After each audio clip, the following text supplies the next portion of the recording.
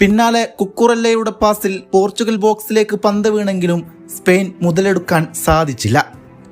മത്സരത്തിന്റെ 61-ാം മിനിറ്റ്. ഏതൊരു ഫുട്ബോൾ പ്രേമിയും കാത്തിരുന്ന ആ നിമിഷമെത്തി.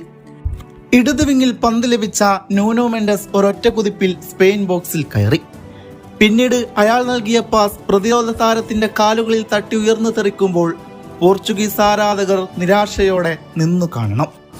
പക്ഷേ നിമിഷങ്ങളുടെ ഇടവേളകളിൽ കുക്കുറല്ലയെ കാഴ്ചക്കാരനാക്കി ഒരു 40-കാരൻ ആ പന്തിലേക്ക് ചാടി വീണു.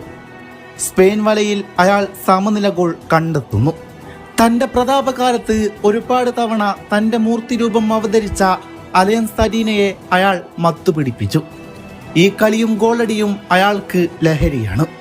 പ്രായത്തിന് അയാളെ തളർത്താൻ ഒരിക്കലും സാധിക്കില്ല. ഈ വൈകിയ വേളയിലും കരുത്തായ എതിരാളികളോട് ഒരു മേജർ ടൂർണമെന്റ് ഫൈനലിൽ റൊണാൾഡോ അവതരിക്കുകയാണ്. The can the legend hand the now might.